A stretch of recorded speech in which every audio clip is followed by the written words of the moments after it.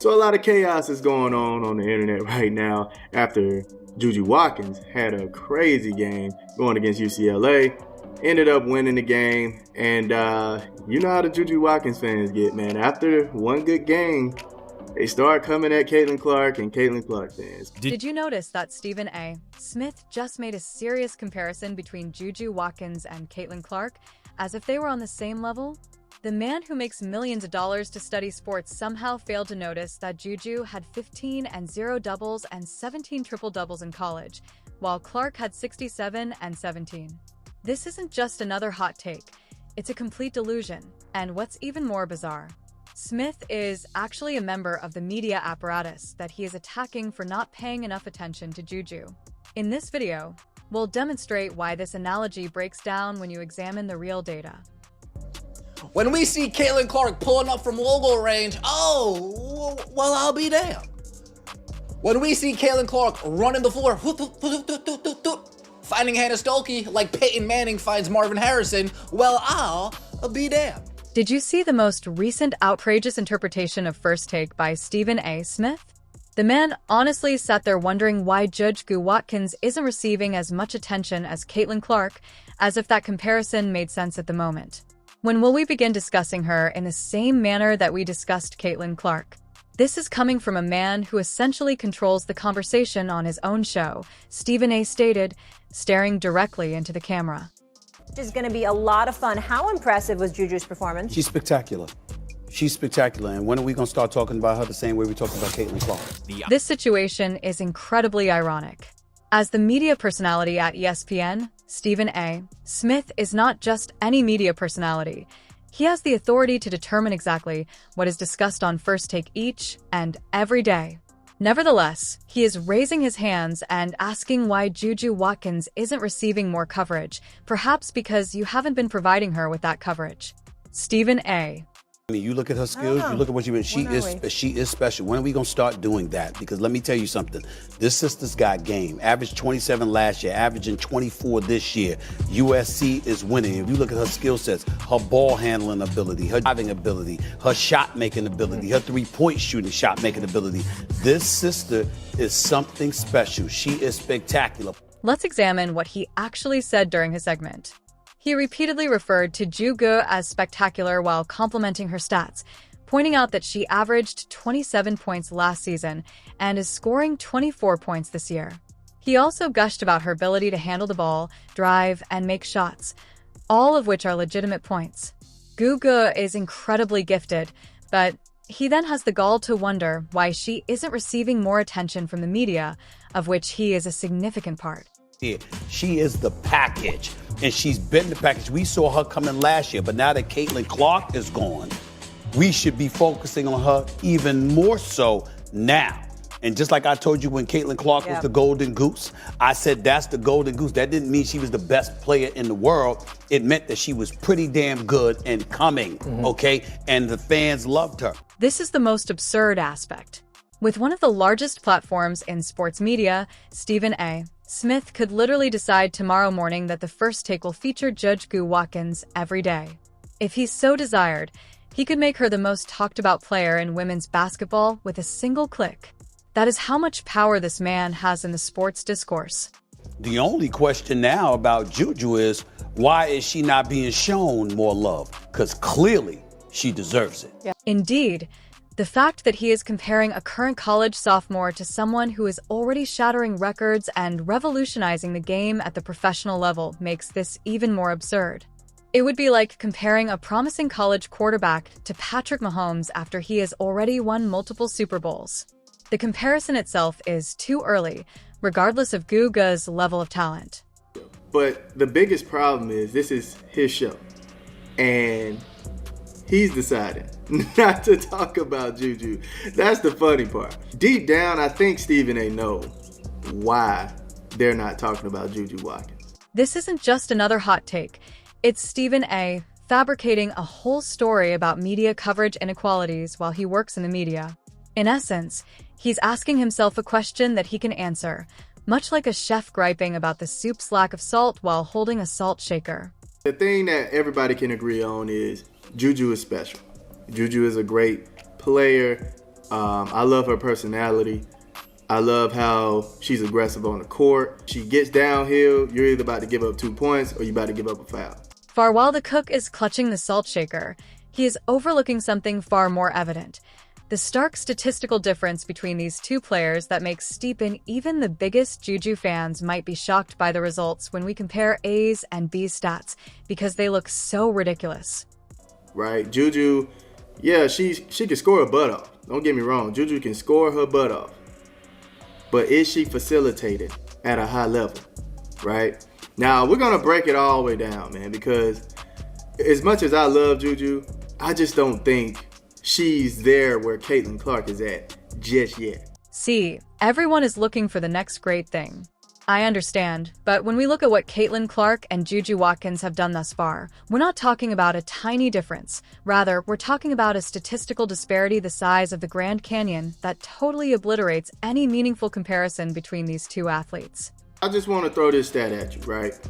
Caitlin Clark had 67 double-doubles and 17 triple-doubles in 139 games. Caitlin was more than a scoring machine. Absolutely. She's doing more than scoring. Juju Watkins has 15 double-doubles and 0 triple-doubles through 62 games. That's for comparison of how great Caitlin was. Let's begin by discussing the race to 2,000 lifetime points, which distinguishes exceptional players from mediocre ones. In just 75 games, Caitlin Clark reached this milestone, which is incredibly impressive efficiency. Juju would need to average an incredible 33 points per game over the remaining 12 games in order to reach 2,000 points in 74 games. Does anyone actually believe that's taking place? Now, let's read this one. Fastest to 2,000 points NCAA. Caitlin, 75. Della Dunn, 75. Juju Watkins has 1604 in 62 games. Need to average 33 points over the next 12 to hit 2,000 in 74 games. However, it becomes even more illuminating when we compare their first 62 college games head-to-head. In those games, Clark scored 1662 points to Juju's 16004, which is fairly comparable, and they both pulled down almost identical rebounds, 433 for Clark and 436 for Watkins. However, this is where everything changes. In those games, Clark provided an astounding 471 assists, whilst Juju only contributed 214. Games for Caitlin and Juju. We see the points for Caitlin. 1662, 1604 for Juju. She averaged 26 or 27, and Juju averaged 26, right? 433 rebounds for Caitlin, 436 rebounds for Juju, so she won there. 471 assists for Caitlin, 214 assists for Juju. As you can see, Clark was giving her teammates almost twice as many scoring opportunities while still putting up incredible stats. She is not simply a fantastic scorer, she is a full-fledged defensive force that uplifts everyone in her vicinity. Now this is the main separation here, is what a lot of people aren't understanding. For you to be getting all these assists and still make it this tough for people to get to your scoring records, that is insane. And the efficiency figures paint an even more disturbing picture. In comparison to Juju, who shot 41% overall and only 33% from three, Clark shot 46% from the field and 37% from downtown. These aren't insignificant distinctions when you're taking this many shots. All right, now let's look at the shooting percentages, right? 46 from the floor for Caitlin, right?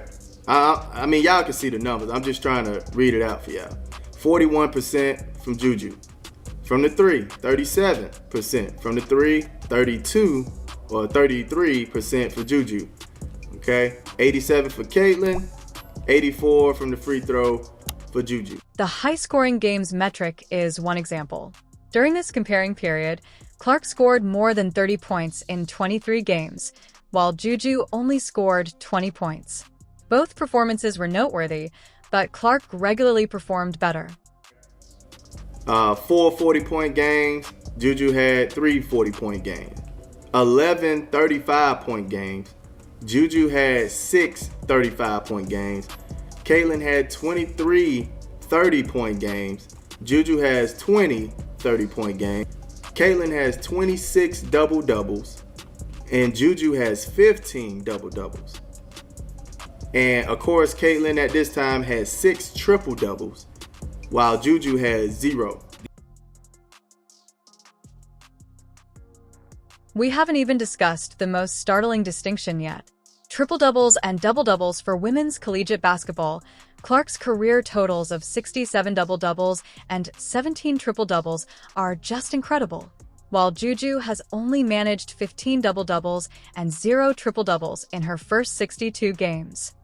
If this was 3 years ago, trust me, Juju would be great. Because she would just be another, oh my God, a great women's basketball player. Oh, goodness gracious. This is amazing. There wouldn't be a conversation about it because remember, these are more than simply numbers. They depict the tales of two very distinct players. Comparing someone who is simply exceptional to someone who is historically transcendent would be like comparing a very talented NBA rookie to LeBron James and asking why they don't receive the same kind of attention. How many people shoot logo threes? How many people in the league can do that? You feel me? It's an anomaly skill that Caitlin possesses that a lot of the other players don't. I would say Sabrina can do it. And then on top of that, she can score and also facilitate. That's another piece that Juju is missing. Speaking of the preceding LeBron connection, there is another similarity that merits consideration. Their distinctive moves, such as how prime LeBron's step-back threes fundamentally altered the way teams had to defend him. How often do you see a women's basketball player come up from the parking lot and make it appear normal? Clark has a weapon that bends defenses in ways that Juju just cannot. Shot chart. Okay, this is the entire career shooting for Juju. Okay, now like I said, her game is to drive. She's gonna get downhill, and she's either gonna get the 2 or you're gonna give up a foul. That's her game. All right, she's unstoppable like that, and she plays to her strength, which is perfect. There's nothing wrong with how she plays. Okay. Now I want y'all to realize how empty it is back here. All right, she don't really necessarily take these far back threes. Have you ever seen these two players side by side? Their approaches to scoring are so different that the eye test tells something that the numbers alone cannot. Juju's athleticism is the foundation of her game. She thrives on explosive initial steps, physical finishes, and rim contact. Her shot chart appears to be typical of a classic scoring guard, with several basket tries, mid-range jumpers, and standard three-pointers. Okay, now if you look at Caitlin's, look at how crazy this chart is, fam. I can't even see these numbers. Look at how crazy this chart is. This is asinine, all right? This is a piece of what made Caitlin special, okay? Look at how hot these areas are. And a lot of people forget that Caitlin also was a 3-level scorer in college. Turn to Clark's shot chart now, and it appears as though someone has splattered paint all over the floor since she is shooting from areas where most coaches would sit players for trying to make threes between 5 and 7 feet. Beyond the arc that she's drilling on a regular basis, it's uncommon to have the confidence to even take those shots, but to do it at a pace that actually makes defenses work to protect you out there is where Clark truly shines. And it's just on fire all up in here. Look at this. Now, y'all pay attention to Caitlin. Now let's go back to Juju's, okay? This is the difference. This is why people were talking about Caitlin Clark the way that they were talking about her. I love Juju game. I'm not even making this video to crap on her. I'm just trying to get y'all to understand why Juju isn't as captivating as Caitlin Clark. This shooting range isn't merely for show. It actually disrupts defensive strategies. The whole court geometry changes to assist defenses guard Clark 35 feet from the hoop.